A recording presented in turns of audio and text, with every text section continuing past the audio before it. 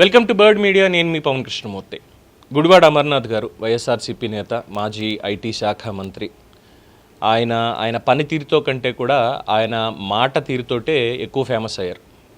IT శాఖ మంత్రిగా ఆయన పనితీరుతో కాదు, ఆయన మాటలతోటే ఫేమస్ అయ్యారు ఎక్కువగా. అందరికీ తెలిసిందే, సరదాగా నవ్వుకోవడానికి చాలా చక్కగా ఉంటాయి. దావోస్లో అక్కడ ఎంత చలి ఉంటుంది, మామూలుగా ఇక్కడే మనకి శీతాకాలం వచ్చిందంటే అంత చలిగా ఉంటే మనం స్నానం కూడా చేయం ఒక్కోసారి.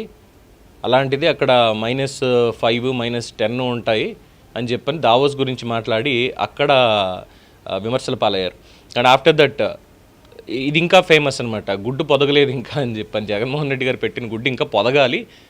పొదిగిన తర్వాత అంటే పెట్టుబడులు, రాష్ట్రానికి రావాల్సినటువంటి కంపెనీలు, వీటి గురించి మాట్లాడుతూ బిజినెస్ సమ్మిట్ ఇది అని చెప్పి హైదరాబాద్ వచ్చి ఈ కార్ రేసింగ్ సందర్భంగా మీడియాతో మాట్లాడుతూ చేసినటువంటి వ్యాఖ్యలు ఇవన్నీ గతంలో చూసాం. సో ఇప్పటికీ అదొక ట్రోల్ మెటీరియల్ అయిపోయిందనమాట.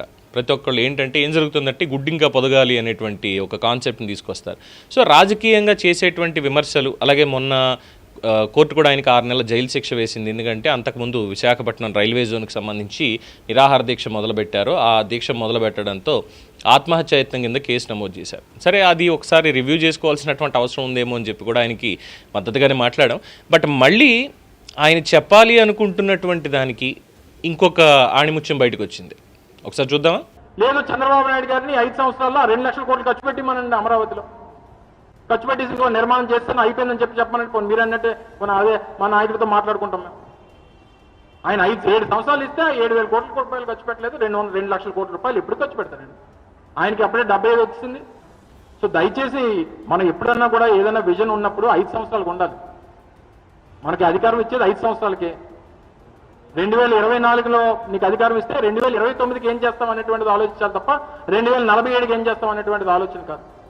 సో దయచేసి నేను అనేది ఏంటంటే ఆ విజన్ ద్వారా చేయాలి. మీరు పెట్టినటువంటి ఖర్చు మాకు ప్రజలకు కనిపించాలి కదా. అదనమాట సంగతి. అంటే భవిష్యత్తు అంటే ఏంటి అంటే రాజకీయ నాయకుడిగా ఆయనకి సంబంధించిన భవిష్యత్తు ఏంటి అంటే 2024 సంవత్సరంలో ఓడిపోయారు. సో ఇప్పుడు ఆయన టార్గెట్ 2029లో మళ్ళీ గెలవాలి, ఎన్నికల్లో పోటీ చేసి. అది ఆయన ఇమ్మీడియట్గా పెట్టుకున్నటువంటి టార్గెట్, అంతే, అంతకుమించి లేదు. అంటే 29లో గెలిచి తర్వాత మళ్ళీ 34లో ఎన్నికలు వస్తాయి, అప్పుడు కూడా గెలవాలి, ఆ తర్వాత కూడా గెలవాలి అంటే నేను ఇప్పటి నుంచి ఏం చెయ్యాలి అనేటువంటి ఒక ప్రణాళిక ఉంటుంది చూసారా, అదే ఆయనకు అవసరం లేదుట. ఇప్పుడు డైలీ రొటీన్లోనే మనం ఈరోజు ఏం జరుగుతోంది అనుకుంటే short term, mid term, long term goals అనేవి ఉంటాయి. దానికి తగ్గట్టుగా టార్గెట్స్ ఫిక్స్ చేసుకుంటాం, దానికి తగ్గట్టుగా పని చేసుకుంటూ వెళ్తాం. అఫ్కోర్స్ అది ఆయనకు కూడా తెలిసిందే, అది ఆయనకు కూడా తెలిసినటువంటిదే. కానీ ఇలాంటి వ్యాఖ్యలు చేయడంతో బయట అపహాస్యం పాలవుతున్నారు అన్న ఆలోచన ఎందుకు రావడం లేదు?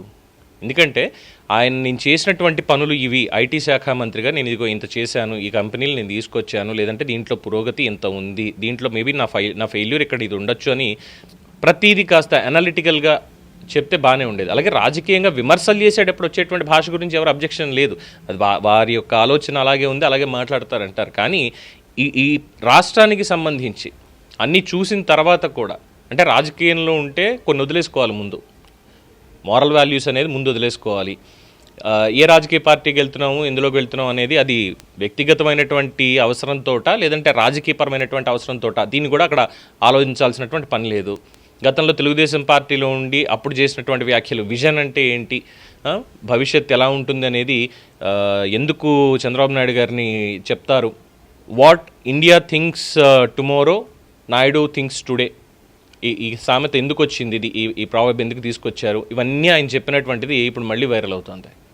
మరి అప్పుడు అంత చూసి విజన్ 2020 అన్నదాన్ని అంతలా ప్రమోట్ చేసినటువంటి వ్యక్తికి ఇప్పుడు వచ్చి అమరావతి అని, లేదంటే విజన్ 2047 డాక్యుమెంటేషన్, దాంట్లో ఉన్నటువంటి short term targets, mid term targets, long term targets అంటే ఏంటి, దాని మీద ప్రభుత్వం ఎటువంటి కసరత్తు చేస్తోంది, ఈ విజన్ 2047 అనేటువంటిది కేవలం ఆంధ్రప్రదేశ్కైనా భారతదేశానికి కూడా ఒక డెవలప్మెంట్ డాక్యుమెంటా, దీని మీద ఆలోచన లేకుండా చంద్రబాబు నాయుడు గారు చేయాల్సిన పని ఏంటి, 2029 వరకే ఆలోచించాలి. 24లో ఉన్నాం కాబట్టి 29 వరకే ఆలోచించాలి, అంతేగాని ఇప్పుడు 47 గురించి దాని తర్వాత గురించి ఆలోచిస్తానంటే దేనికి అంటే అది అమాయకత్వాన్ని బయటపెడుతుంది, మన అజ్ఞానాన్ని బయటపెడుతుంది అని ఆయనకి ఎవరు చెప్పలేకపోతున్నారేమో. ఇన్స్టెడ్ ఆఫ్ దట్ ఆయన చెప్పాల్సింది ఏంటి, సార్ 2029 ఎన్నికలు వస్తున్నాయి కాబట్టి, ఎన్నికలు ఉంటాయి కాబట్టి, ఎన్నికల నాటికి మీరు ఏం చేస్తున్నారు, ఏం చేద్దాం అనుకుంటున్నారు, మీరు దాని గురించి ముందు మాట్లాడండి.